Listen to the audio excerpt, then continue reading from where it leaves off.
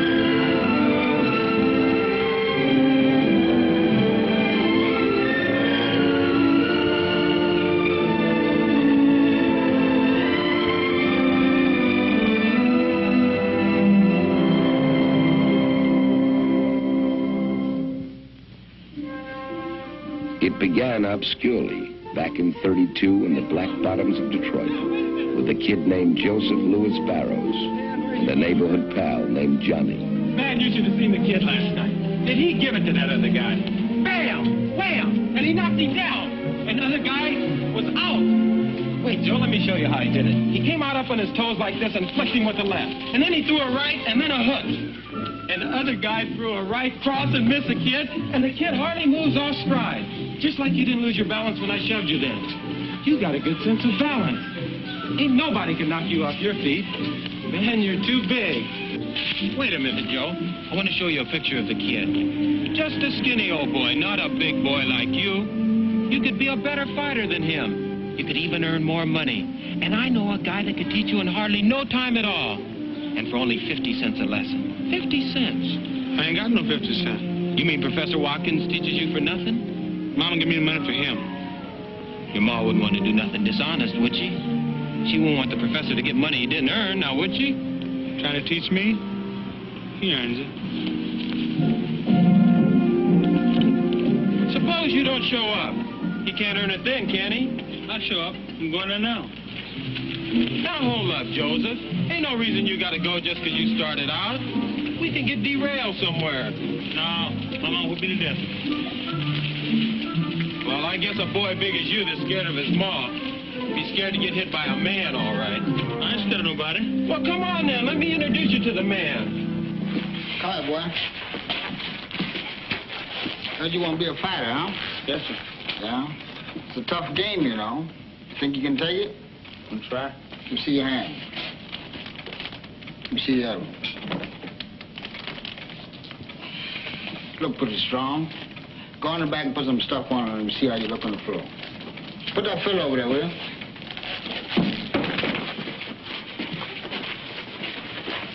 Snap that jab. Snap that jab. Put your hand all the way down. Okay. Put your hand out. Let me see how you... Not like that. Like this. Bend over a little bit. Just like that. See? Now, jab in this hand. Not like this. This way. Hold your hand out. Let me show you. See? Snap it. You see what I mean? Do it again. That's it. Let me see this hand right behind it. Fast right hand back. No, a little bit faster than that. No, like this. You see, you stick it. Fast. That's it. And then jab again. Let me see you jab again. Now, go ahead. Stick it. A couple times. Double up on it. That's good. See? Fast right hand behind it. Now stick the left hand out. Stick it like you mean it. That's it. Stick a couple of times. Fast right hand. Let's go. That's it. Nice. Stick again.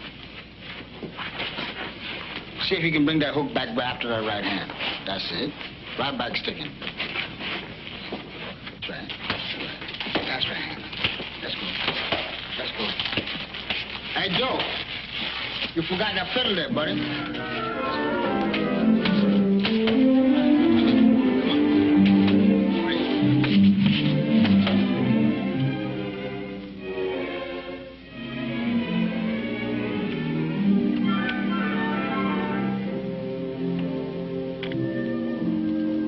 They all gotta hit me.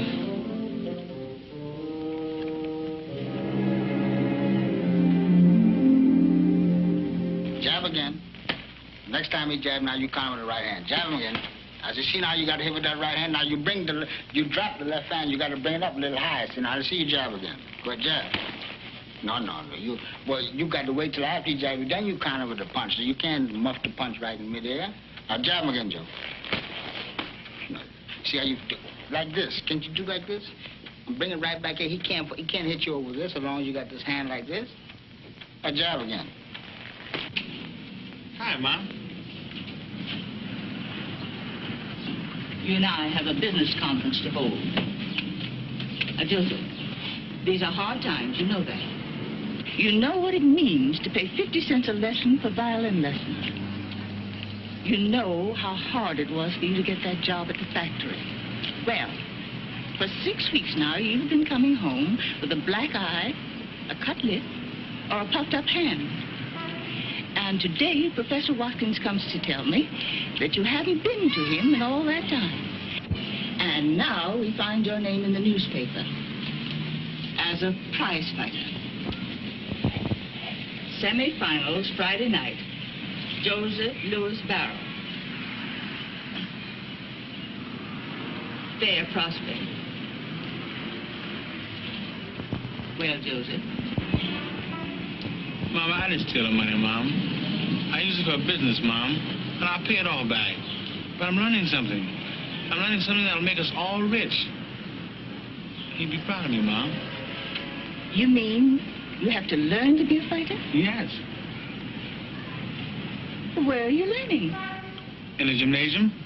I got promoted out of beginner class in just 2 weeks. Why, Shorter Lennon is training me himself. He says I'm his prize pupil.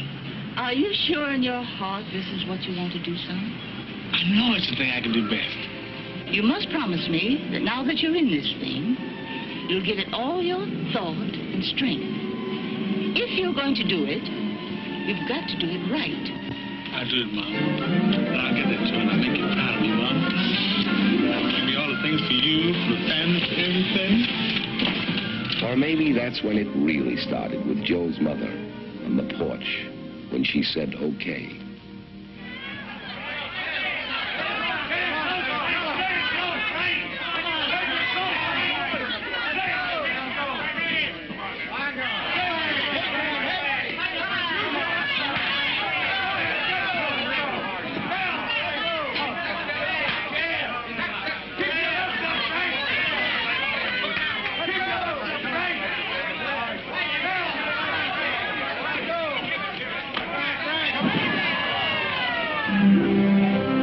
Anyway, Joe won the Detroit Free Press Golden Gloves 175-pound class. They gave him a trophy and sent him along to Chicago for the Tribune's glove finals. He was carrying a cardboard suitcase, one change of clothes, and the family Bible.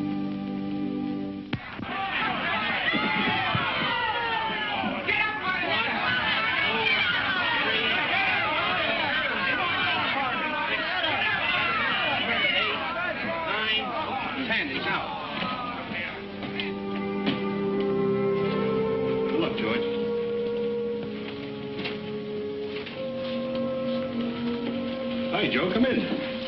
Hi, Arthur. How you feeling? I'm fine. How do you feel? I can still feel those hooks in the body. I guess they weren't hard enough. Well, I got lucky tonight, but you'll do better next time. There's not going to be a next time for me, Joe. What you mean? No more fighting with my hands for me. I'm going into a different kind of fight game. I take my state bar exam next month. Joe, I'm going to be a lawyer. You kidding? What do you want to do in life, Joe? Well, Arthur, I'd like to be the best fighter in the world. You keep hitting as hard as you did tonight, you'll make it.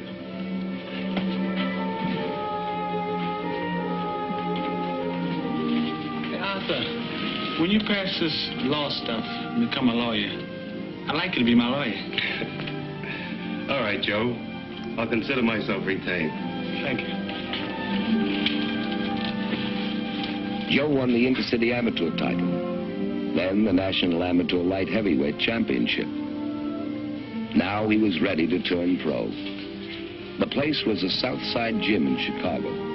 The year was 1934. His trainer, Jack Blackburn, pound for pound, one of the greatest fighters who ever lived. Mr. Blackburn? I'm Joe Lewis. Mr. Rockford sent me for you, Mr. Black. I'm Blackburn. That's Black over there. Hey, Julian.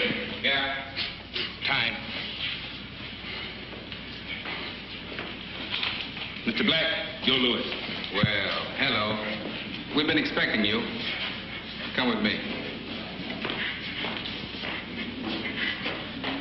Hey, Joe. You been carrying that bag in the same hand all the time? Yes, Mr. Blackburn. Come back here.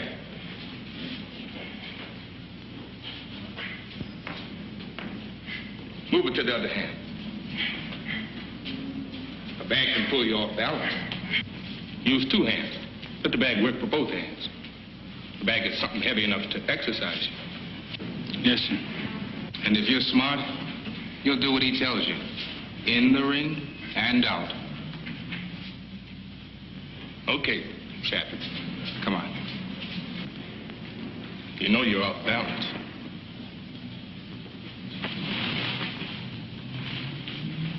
Keep that right foot back of the left. All the time. See? If I can't push you off balance, it's harder to knock you off balance. Remember that. Balance. The secret of a great fighter. Balance. Yes, sir. Balance.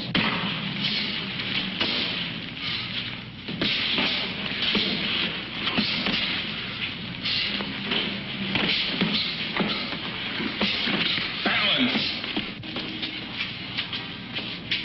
Time. You got a pretty fair left hand, Chappie, but it needs working on.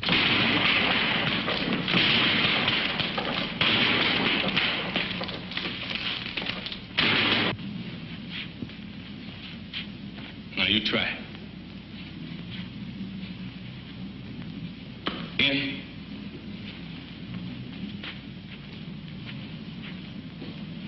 Now hook to the body. Keep your right hand up so you don't get hit with the right. Now to the head.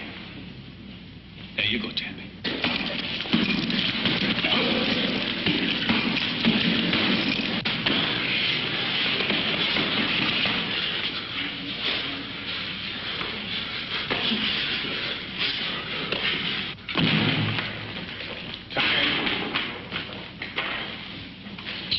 Got a pretty good left hand, Chappie. Not good as Joe Gans, but pretty good for you.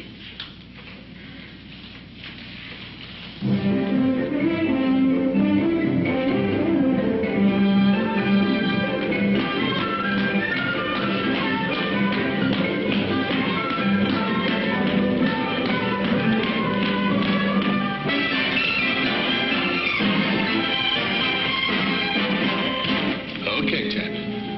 You got a real sharp left now. Still not as good as Joe Gans. What could Joe Gans do so great? What could he do? Like Joe Gans could catch flies in the air with his left hand. That's what Joe Gans could do.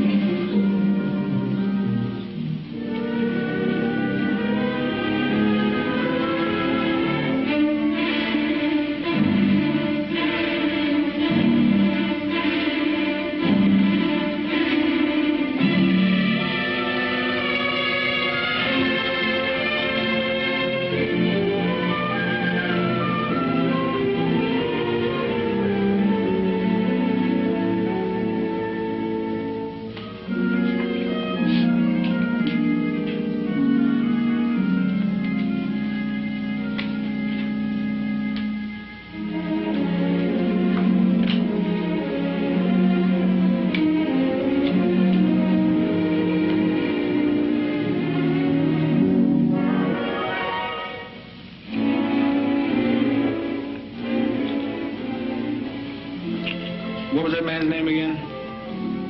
You and him's the only one that could do that, Chappie. You satisfied, Mr. Blackburn? Now, you call me Chappie. Chappie. Okay. Chappie.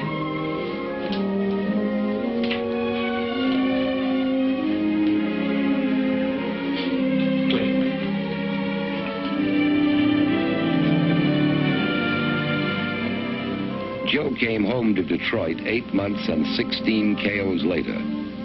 That night, 2 men from New York also came to Detroit, Jimmy Johnston and Mike Jacobs. They both wanted to sign Joe. They found him in the Frog Club, and so did I. Hello, Mr. Jacobs. Captain again. Glad to see you. Joe Louis. Is he going with you or Johnson in the garden?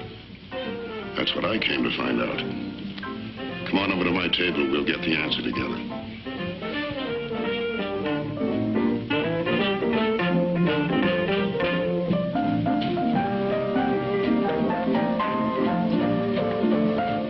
Which one do you want? Jacobs or Johnston?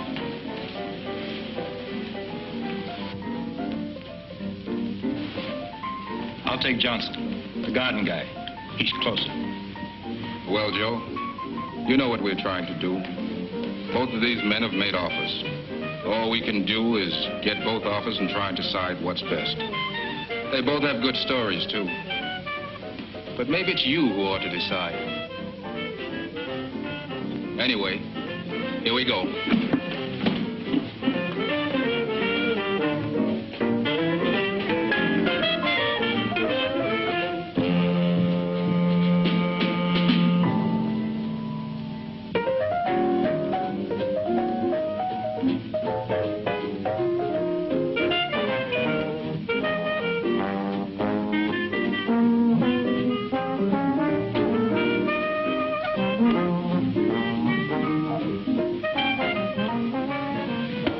Johnson says he'll open Madison Square Garden to us, but he makes a condition.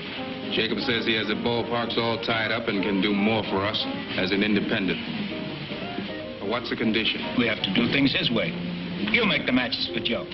The matches he sees fit to make. Does that mean handcuffs? I don't think so. How's it sound so far, Chappie?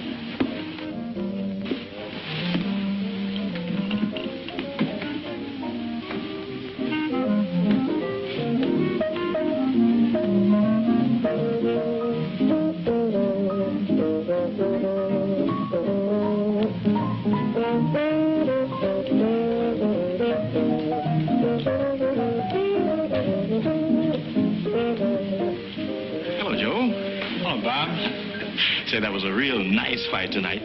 Thank you, Bob. We got lucky. You enjoy me? No, thanks. We're leaving right away. Joe, this is my cousin, Marva Trotter. Marva, this is the Joe Louis. I'm happy to meet you, Mr. Lewis. We've heard such wonderful things about you. Thank you. Are you Detroit girl? No, I live in Chicago. I'm just here for a visit. Where about in Chicago? I'm in the book.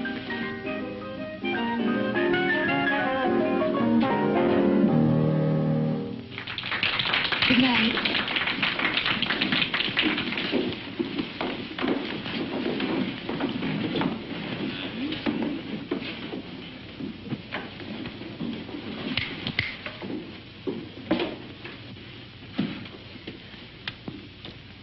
Johnson says he'll make us $1 million.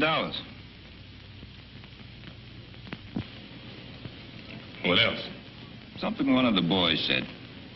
That we gotta remember Joe's a colored fighter. And as a colored fighter, he's got 2 strikes against him already. What did Jacob say? Jacob says he'll make Joe champion. Can he do it without the garden? I don't know.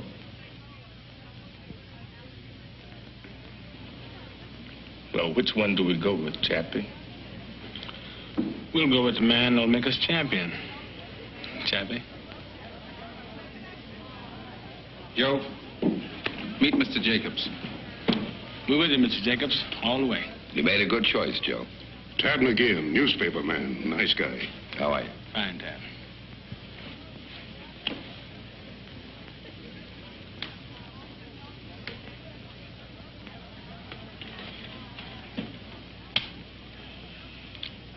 know something, Chappie? We're gonna have a lot of fun with that third strike. Joe was already a drawing card. They got him 5 fights in 25 days. Then sent him on to New York for his first big-time fight with Primo Canara. We all came down to cover him at Penn Station and went along when he delivered a letter from Mayor Kelly of Chicago to Mayor LaGuardia. It was a big day for Joe, but not so big he forgot a girl back in Chicago. Yes, can you make this out? Well, I think so. Miss Margaret Trotter, 5220 Concord Street, Chicago, Illinois. Arrived New York to fight Carnera next week. Going to gym to work out. Have to box 6 rounds today. No road work tomorrow. Raining.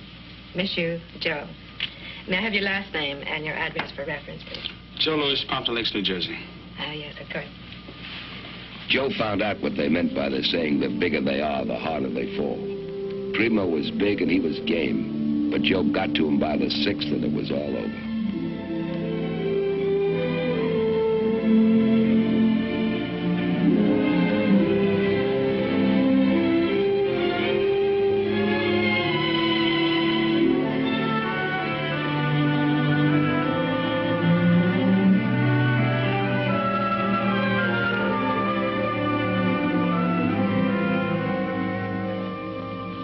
Marvin, now you listen to me. Don't say a word till I'm finished. Now, we've been going out together now for quite a bit. And it's about time you know how I feel about you. A man can't always live in training camps and hotels. He's got to get out and meet other people. Not fighting people. People like you. I love you and I want to marry you. Now, if you don't love me, you tell me so. Do you love me?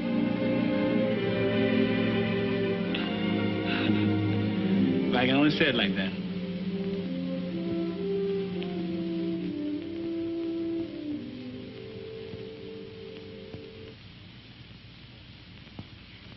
Congratulations. Congratulations. Yes. You're going to be very happy. Long and happy life.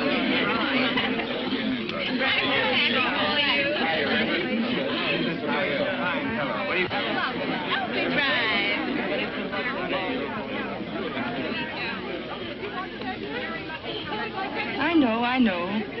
You're leaving to fight Max Baer.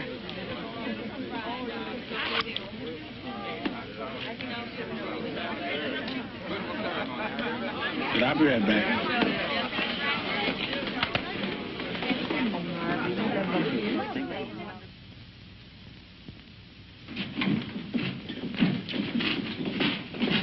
Mr. Black, what did he weigh? 196. Say, Joe, did you read where Dempsey will be in Bear's Corner? Mm-hmm. Well, will Dempsey being in Bear's Corner bother you? Can Dempsey hit me from there? No. Then he won't bother me.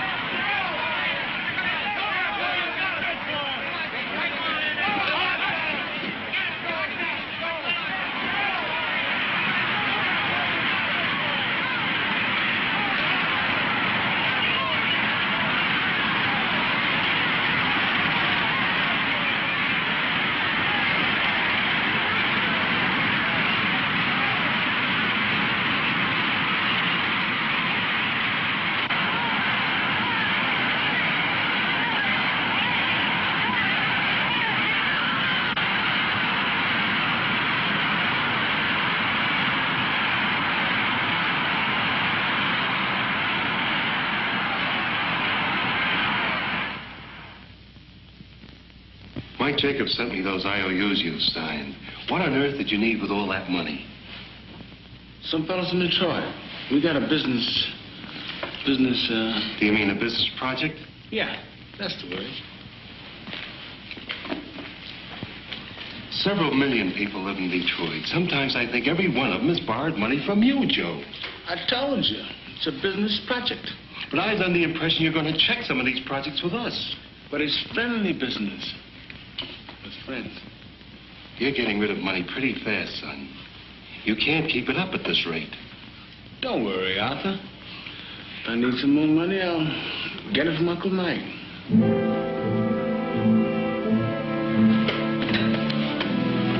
Maybe Joe was feeling too good by now, too cocky. 26 starts and 26 wins. Maybe you couldn't blame him, a boy who'd wrapped oranges for $1 a day. Hi, Dad. Hi, Joe. Hi, Chappie. Be with you in a minute. No hurry. Where you going? I'm going with Mr. McGinn to play golf. You don't watch out, that old son's gonna boil the strength right out of you. You're losing weight too fast now. I like golf. Come on, Dad. We can call the game off if it's bad for him, Chappie. Come on, Dad.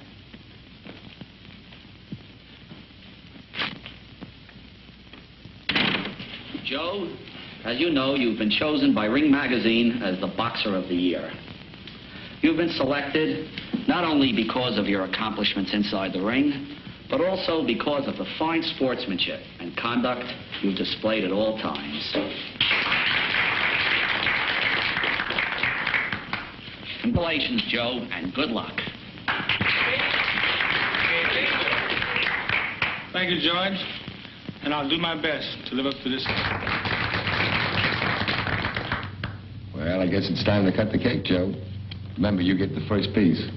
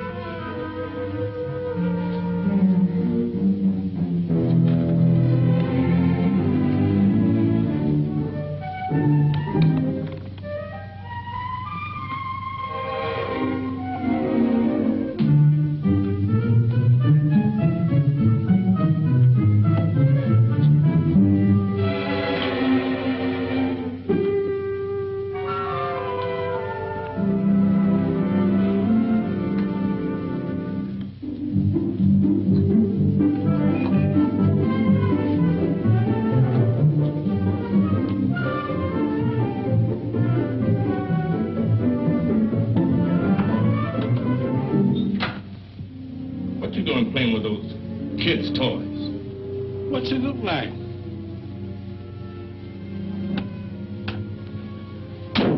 Why ain't you in bed resting like you should? Feel too good to rest, Chappie. You fighting Slim tonight. You'll be there. You ain't never fought no real first-class counterpuncher before. It's always first time. Drop that club and get into that bed.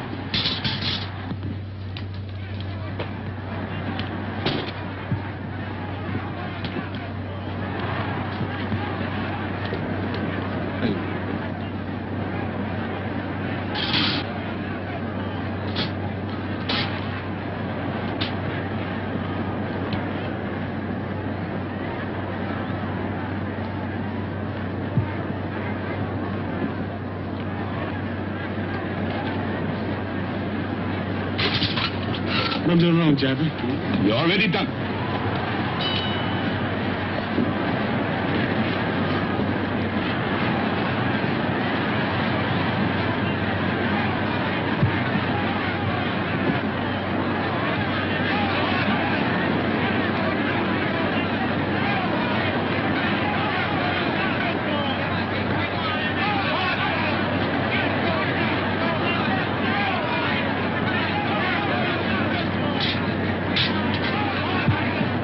Chappie. Tim's coming up. Yeah, good right hand. Good right hand, Scott. Good right hand.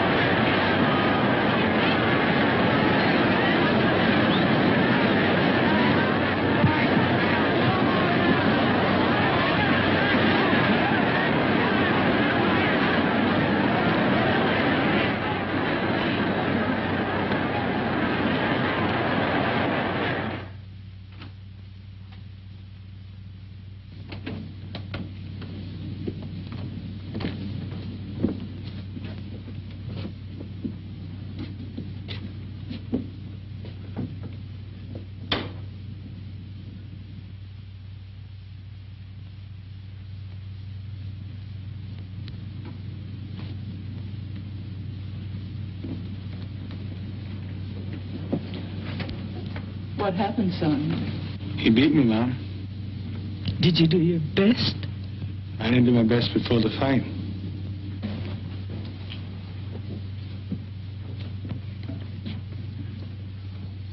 Joe, that punch he hit you with in the fifth, the foul, was that the big punch? He beat me fair.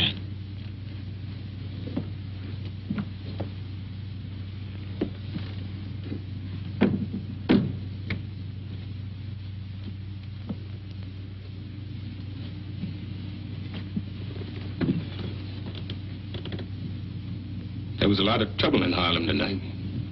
Gangs picking fights, turning over taxi cabs. Wasn't good. I always said that if I ever did anything to make anybody ashamed of me, I'd want to die. Well, one thing I can say about Chappie, he never makes the same mistake twice. Look, nobody got killed.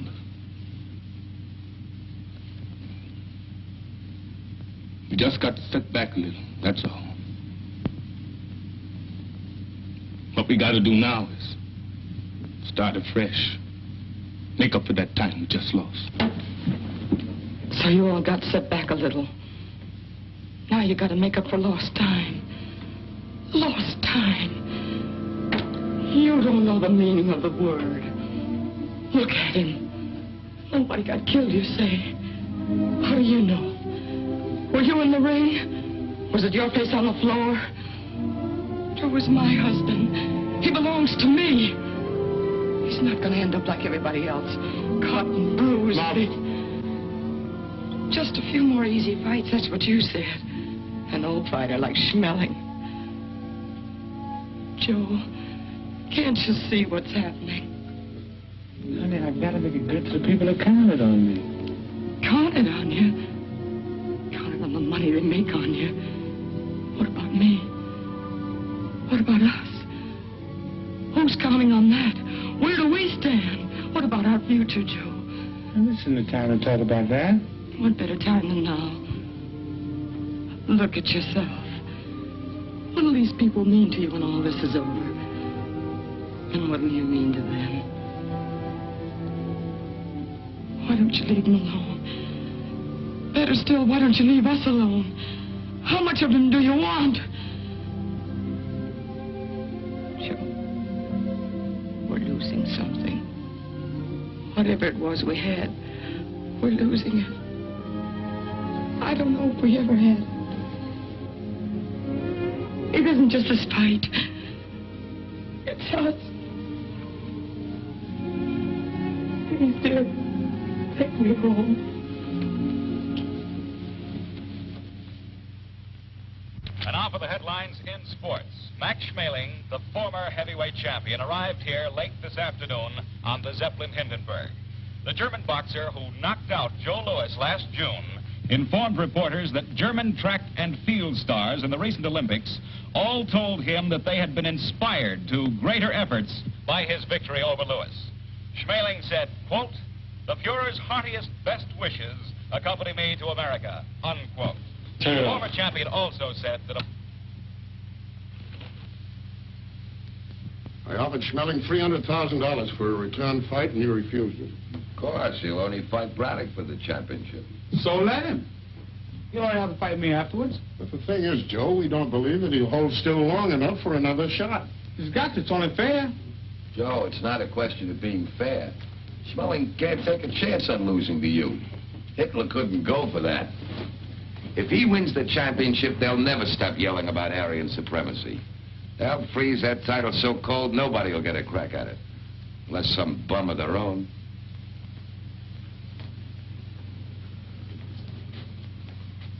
There's got to be a way. I've got to have one more chance at him.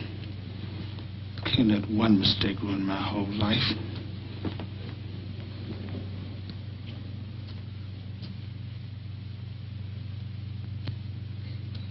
I won't let my people down.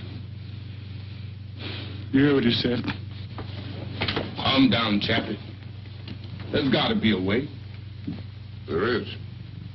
I'll call my lawyers, and then we'll talk with Jimmy Braddock.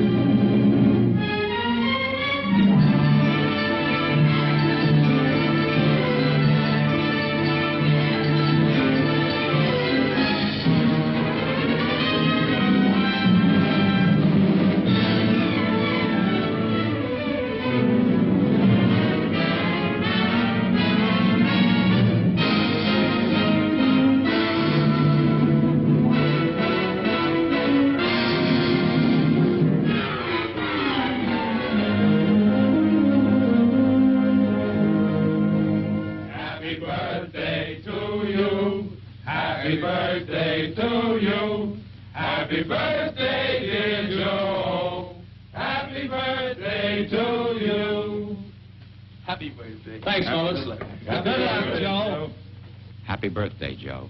Thanks, Chef. Happy birthday, Joe. Happy birthday. Happy birthday, Chappie. Remember the last one? Smelling. Hiya, fellas. Hi. Happy birthday, Joe. You sound like you bought a real present. I sure have. Federal judge just ruled the Braddock fight is on.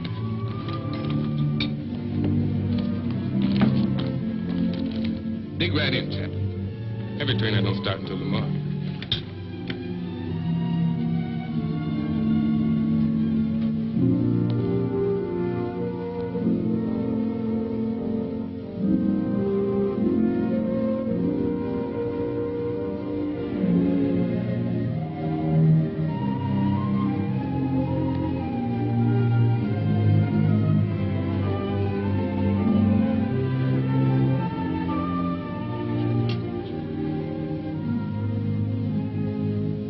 You eat it, Chappie. I'm not hungry. Yeah, what did I tell you? That Chappie don't make the same mistake twice. This was it for Joe. He'd come a long way for a 23-year-old. A crack at the champ. 50,000 fans turned out to pack Comiskey Park. Braddock was a popular champion. It was the first heavyweight title match in Chicago since Tunney and Dempsey had fought it out 10 years earlier.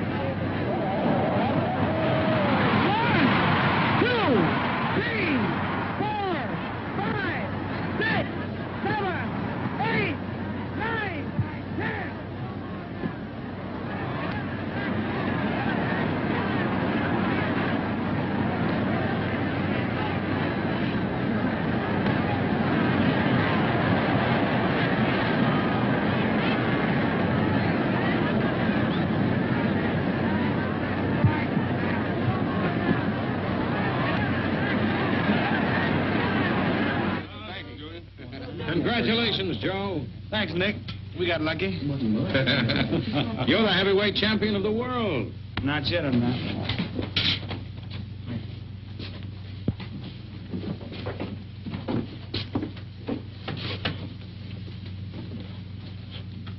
What'd you mean? None till I beat smelling.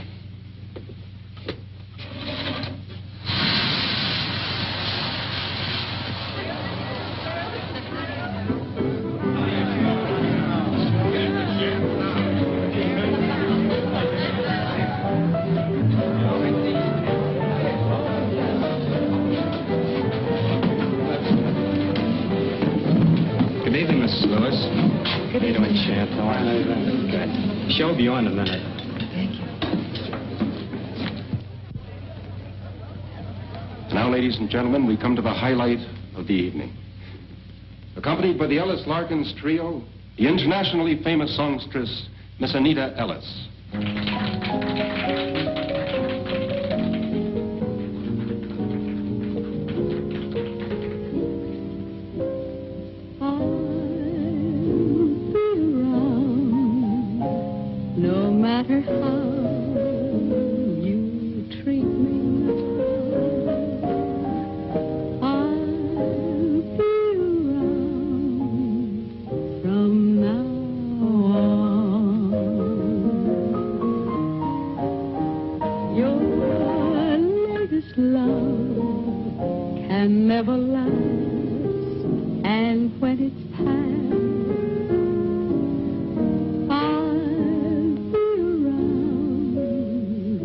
She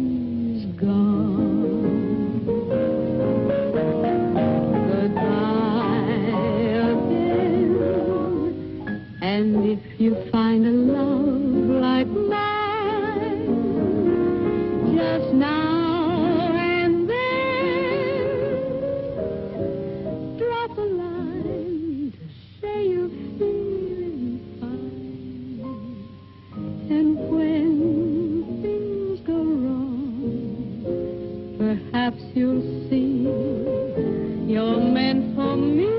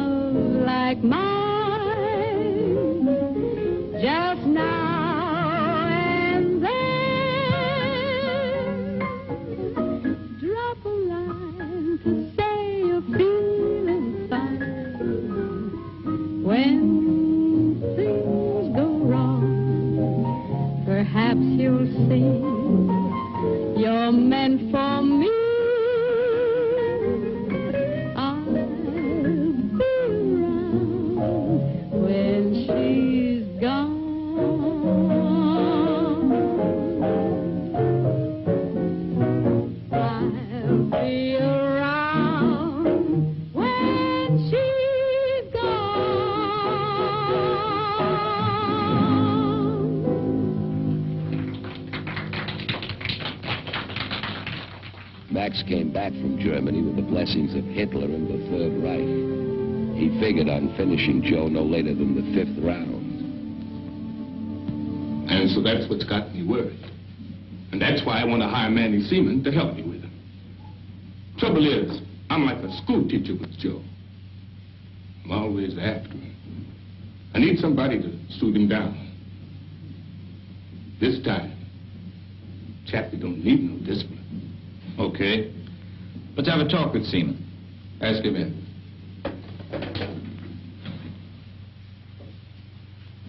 Surprised that Chappie needs help. Roxy, there's one thing about Chappie.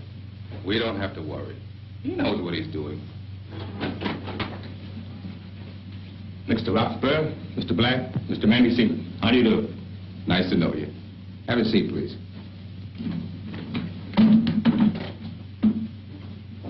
Chappie here seems to think you can be of some help to us with Joe. We know you trained Benny Leonard and 5 other world's champions. I hope I can do you some good with the big fella. All right. See what you can do. Okay. Lots of luck.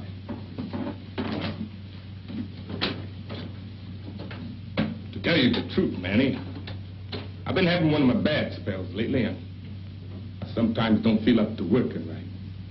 When do we stop?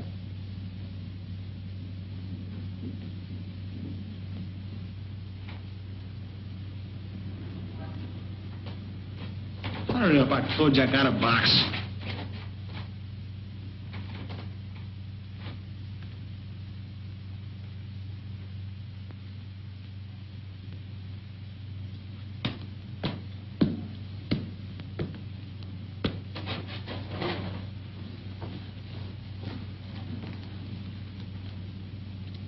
What do you think?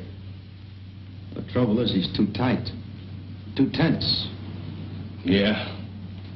If he keeps going like this, he's going to sweat himself out and leave the real fight here in the gym. He's pressing too hard. He's too anxious. Manny, I wish there was some way we could loosen him up, relax him. But when a boy's young, it's hard for him to relax before a big fight. I remember my first fight with old Sam Langford. I was training hard. Sam Langford. Maybe that's our answer. Old Sam. There you go, Manny.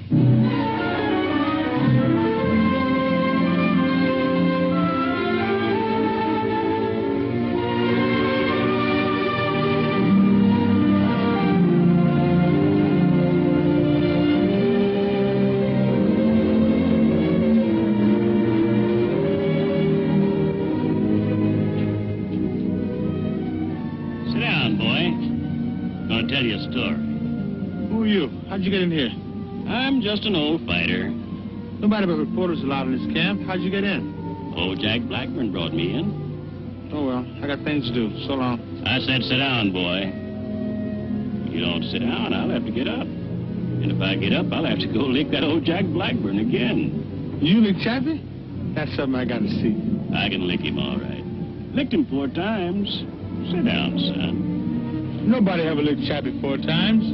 You wait till I tell him what you said. Oh, nobody have to tell him. He's right there now, listening. I don't see him. He's not there. He's there, all right. You don't have to see him. I can feel that skinny old tricker. I ought to be able to. Hi, Sam. Good day, Mr. Blackburn. Chappie, you listen good to what old Sam Langford has to tell you. Sam Langford? But Chappie, he says he licked you 4 times.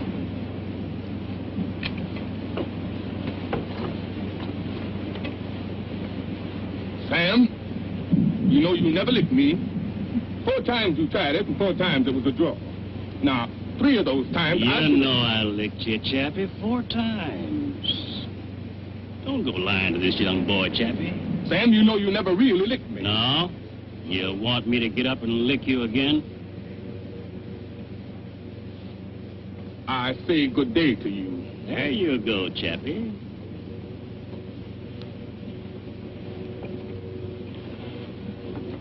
Sam, how'd you lick Chappie? Huh?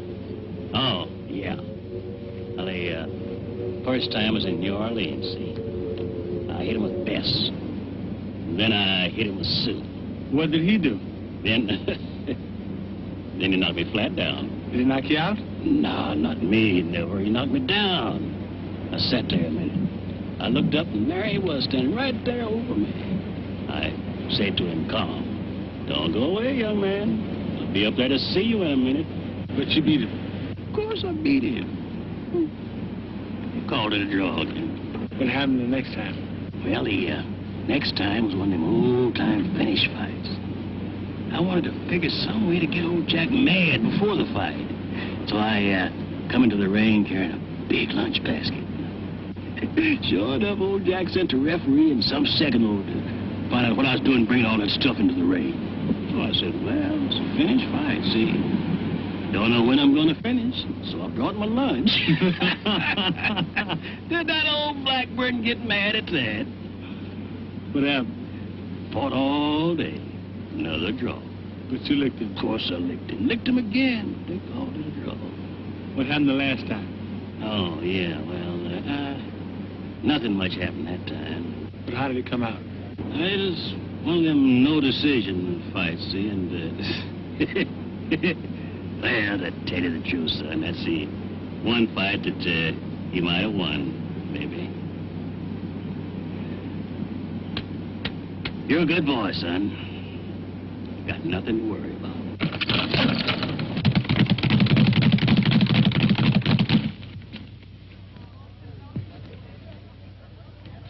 He Leonard had a left. It was sharp. It was hard. Go right to the mark. Chappie could tell you. And boy, could he hit with that right. Hi, fellas. Hi, Dad. I just came from Schmelling's camp at Nepodak. He gave me quite a statement. Sit down, Terry. Have some dough. Yes, I had a very interesting conversation with him. Yeah? Tell you what he said. He said, having beaten you once, you'll have an inferiority complex that you'll never be able to shake off. You gonna see him again? Yeah, I'll be seeing him.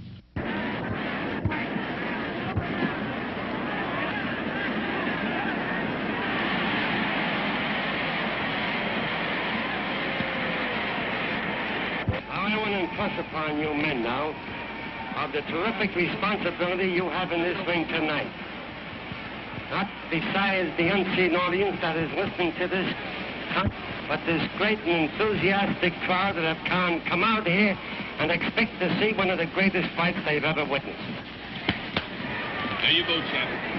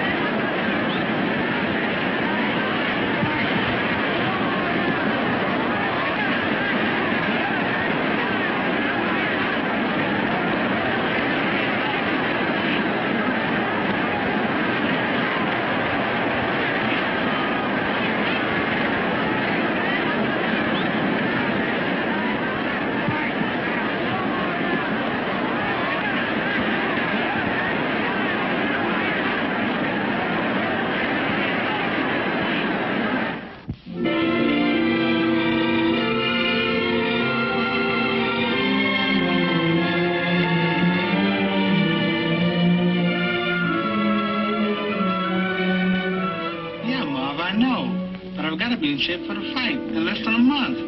I can't come home now, honey. But it won't be long, I promise you. Well, why can't I come up to the training camp with you? No, honey, Chappie wouldn't stand for that. Chappie, Chappie, Chappie. Always Chappie.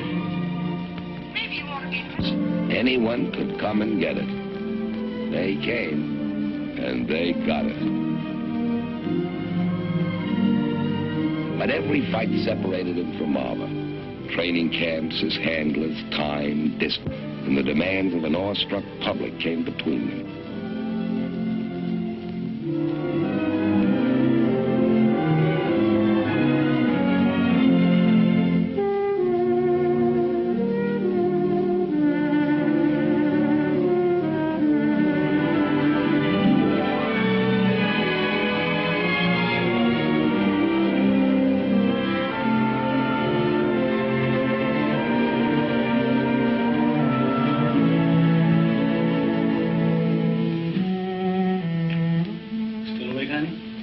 Since 4 hours ago, when you were coming back to take me to dinner.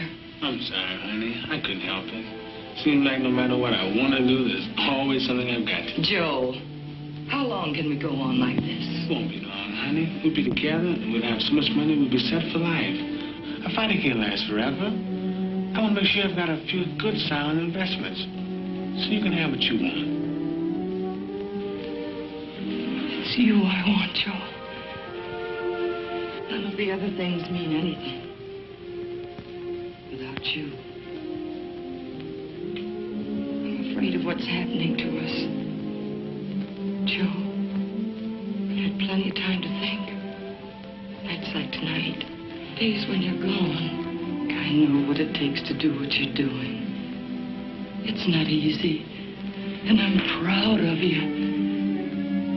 But I want to be with you. I miss you so much at times. Getting to feel it's a kind of weakness to want you.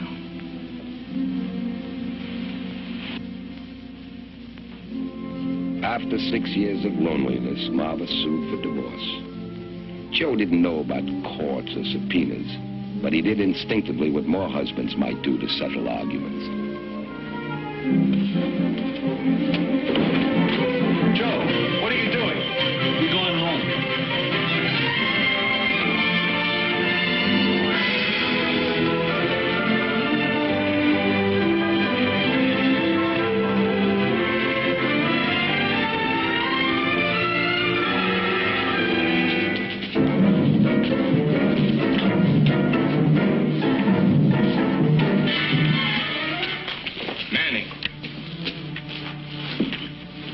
Jack, you better take Chappie up in there tonight. What's that? That old arthritis is working on me again.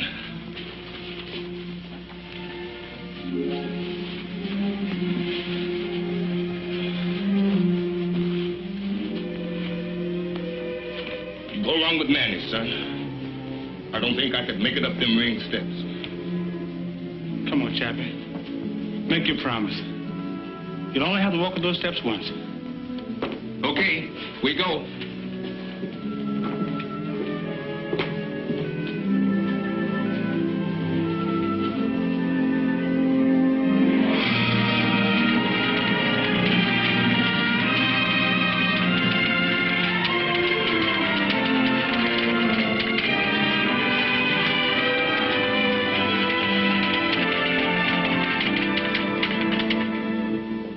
Seem real without Chappie, does it? No. You talked to him lately? Yeah. Talked to him on the phone yesterday. Sounds pretty weak. But he'll be all right. He's got to be. Sure. Well, might as well get set. Congratulations, Joe. It was a great fight. How do you feel? Feel pretty good. We had another lucky night. Were you in trouble at any time? Well, at times. He's a good fighter. Joe, this is being shortwave to our troops all over the world. And since you've donated your first Army relief, I'm sure all the boys in uniform would like to hear a word from you. Well, I'm glad I was able to do what I could. Can I say something first, man? This microphone is yours, champ. I hope you're satisfied, Chappie. There you go, Chappie. There you go.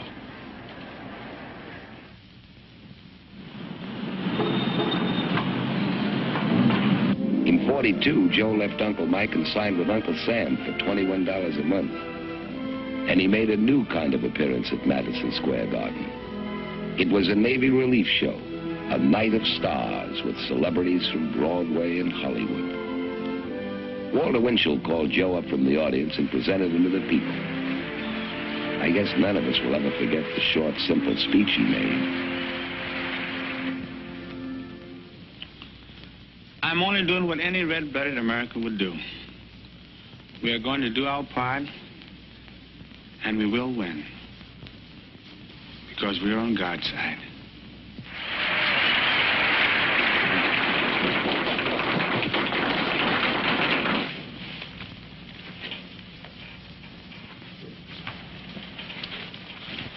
Sergeant Lewis.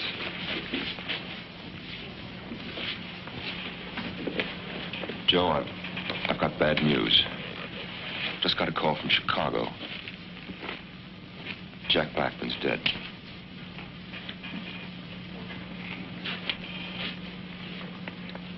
Chappie?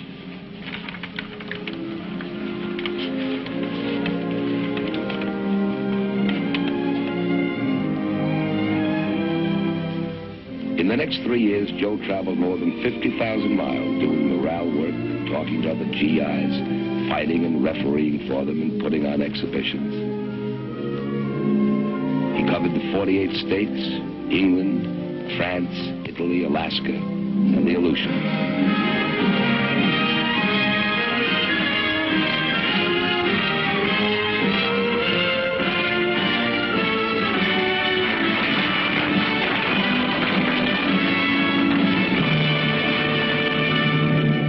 Then, like several million other men, he came home to stay.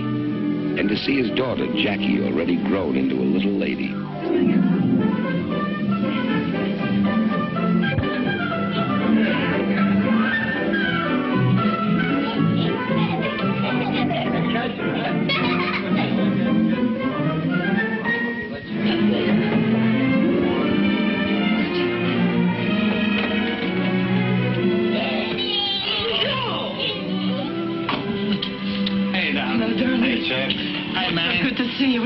Did you have a good trip?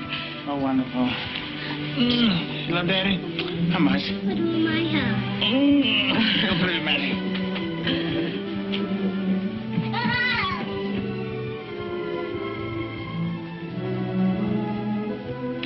Oh, darling. It's been so long. Let me look at you. Not at home, darling. Everything will be fine.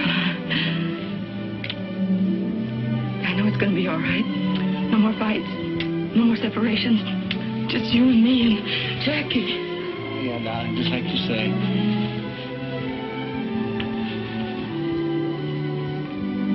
Now, to give it to me straight, without all the big legal words, how do I stand in the money department? The story is, Joe, that most of the money is gone. You'll never be in want, of course. There'll always be enough for you and your children. But the big money is gone with the big years.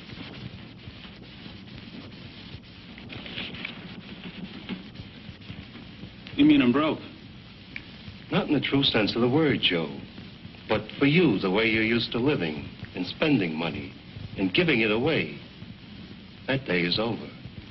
You've got to settle down and realize. We've been through all that before. Tell me about this tax money I owe.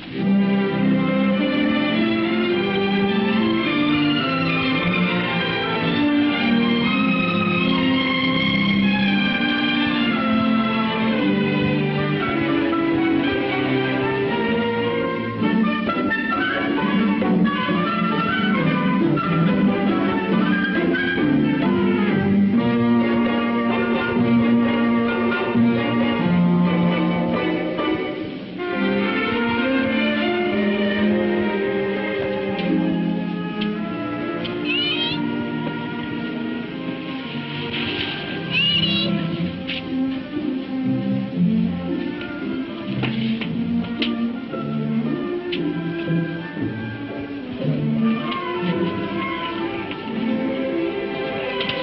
right, darling. Still up, Daddy? How much? Put on my hat.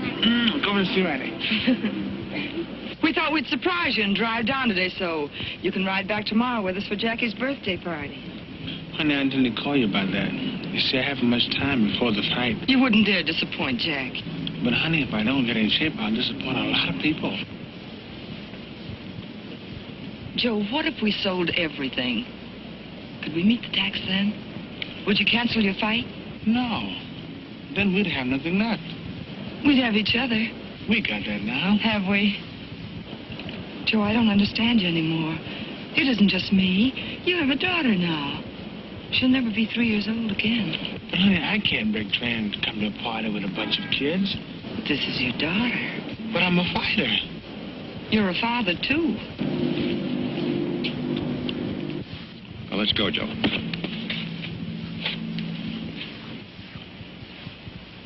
Good evening, ladies and gentlemen. Here we are at ringside waiting for the main event, which, as you all know, is for the heavyweight championship of the world. The much-discussed return match between the challenger, Billy Conn, and the champion, Joe Louis. Say, Manny. Yeah, Joe? You ever thought what it's like to be the best? The best in what you do? Sometimes I've thought about it. Sometimes a lot. Like two hands. Never could hold a fiddle. But I could punch. Hold still a minute, will you, champ? That's what I mean, Manny. Champ. That's the best. People watching you. All the time watching you. You get on the elevator, you get watched. You step out of line, they don't understand. Not when you're the best, they don't. Too many people counting on you. Been the best a long time, Joe. Yeah. A long time doing the things you sometimes don't want to do. And then again, not being able to do the things you do want to do. Like neglecting your wife. Because she can have part in the work that makes you the best. Like thinking out everything you say before you say it. So nobody can call you big-headed. You've been doing it a long time now, Joe. And no complaints. So long, now it's all on my mind. Names, places I've been, people I've been with. Go on, Joe. Talk it out. That's it, man, I can. You and Chappie are the only one I ever said this, mister, outside of Marvin. There's something I got inside, something I can't let out about. Now, look, son. You've been away a long time. You get a chance to look at things from the outside.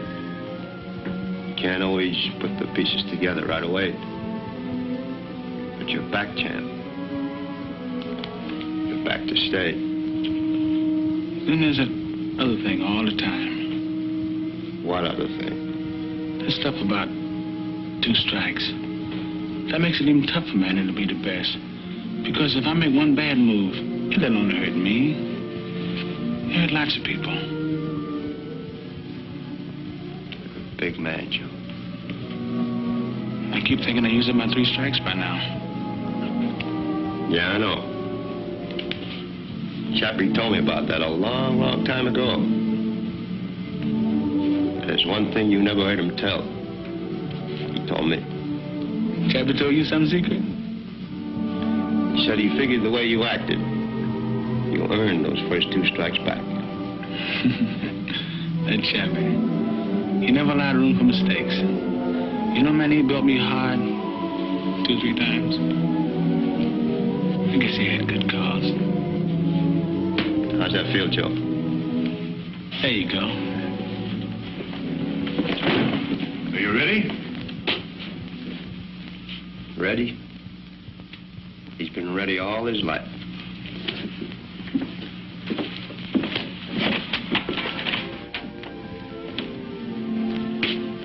Hi, Mom.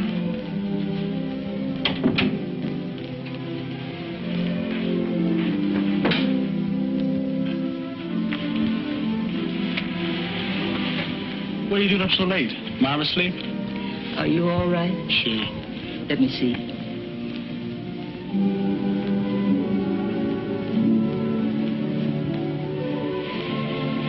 I heard it over the radio. The way it sounded, I thought you were hurt. Billy wasn't fooling. Sure you're all right? Sure, darling. Stop worrying. Go to bed. Good night, darling. Joe. Yeah, Mom?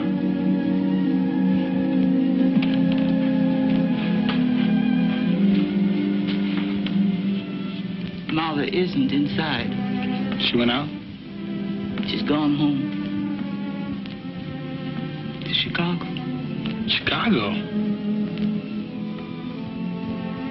To get a divorce.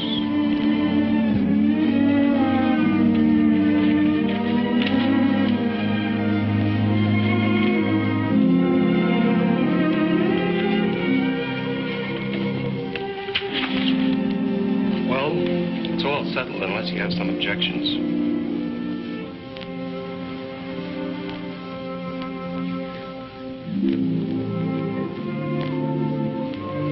No objections.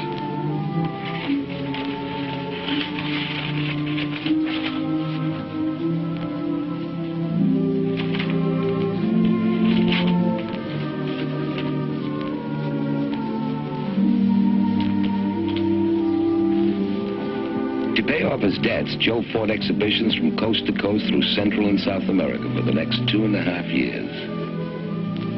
Finally, he made the announcement all his friends had been waiting to hear. Boys, I got news for you. You listen too, Arthur. I promised my mother tonight, win, lose, or draw, after tonight, this is my last fight. So as of now, I'm retired. Well, that is good. Get out of here. Gee, Joe, you don't know how glad I am. Hey, man. I'm sorry I'm late. How are you, champ? Hi, Tad.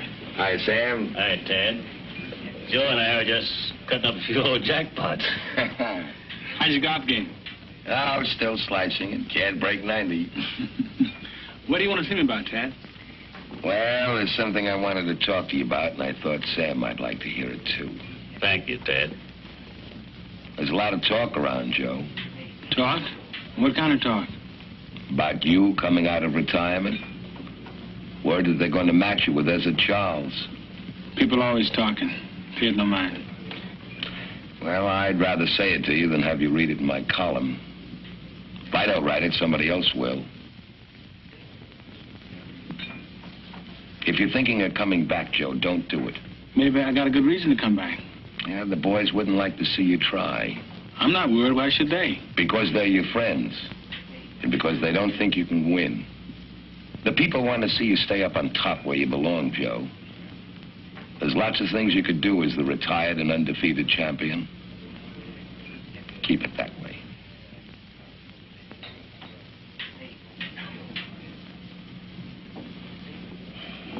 Okay. I said it. I'll have a cup of coffee, huh? You know what champions say to you now? But I'm a fighter, Sam. The only way I know how to make money is to fight. The man's giving you good advice. Better advice than most fighters get. Better advice than I ever got. You won't pay no mind. How do you know? I know you, son. Sam was right. Joe tried to come back. They matched him with Ezra Charles. It was Charles all the way. We sat at ringside watching the remembered precision of Joe's fists fail and go. And then was October. Joe was to meet a 28-year-old from Brockton, Massachusetts, unbeaten in 37 fights. A kid named Rocky Marciano.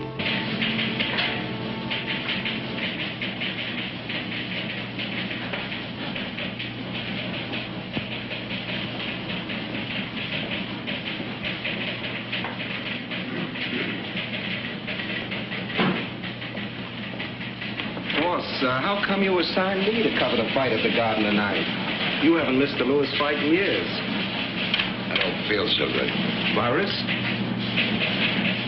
After all, it's only another heavyweight fight. And this kid couldn't last 2 rounds with Lewis in his prime. Joe's past his prime.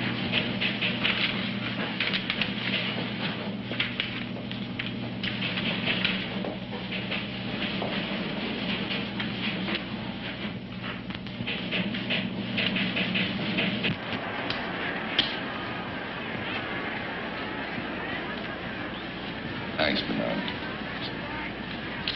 Didn't feel like bucking the crowds tonight, Mr. McGean? You get nervous in crowds. You're a good friend of Lewis, Mr. McGean. Is he in shape? Warm this up, will you? Yes, sir.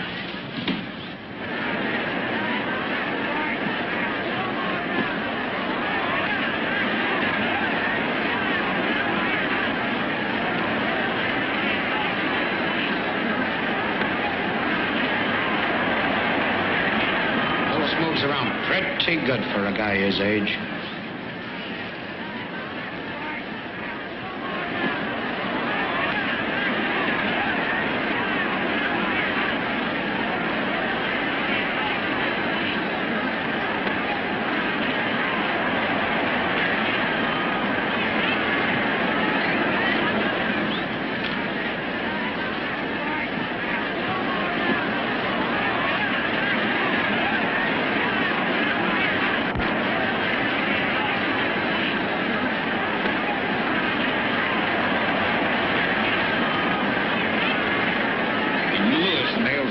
With his right, you look out.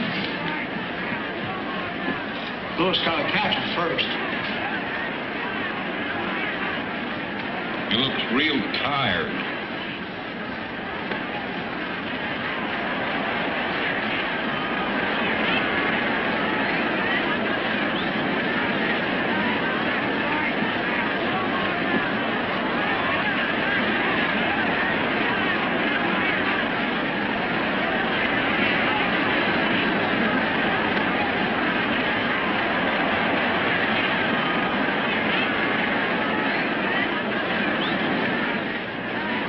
Joe's down.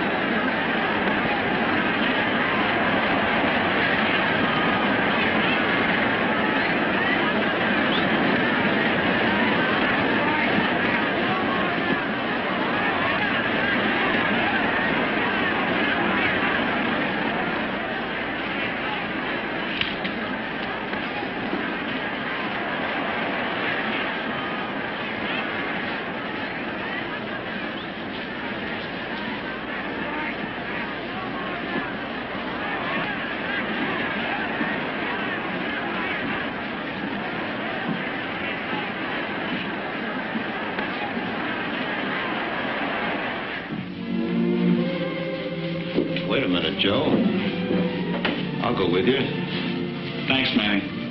I'd rather go alone.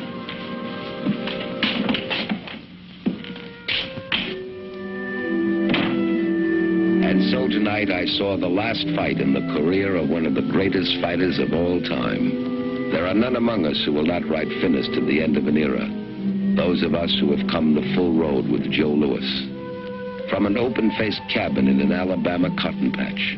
From the early days in Detroit, through the years when no man but Schmeling ever stood over him for the long count. Those who watched him grow, a taciturn boy, into a manhood he made rich with his great goodwill and deep humility. Those among us who saw in his rise a bright and permanent hope for all kids who start on back streets. Those who love him, and those who know him as a credit to the human race. Joe lost his wife, lost his title, lost his money, lost his beloved Chappie. But out of it all, he found himself. And from me, who knows him better than most, I can see a beginning, not an end. And from all of us tonight, champ, good luck.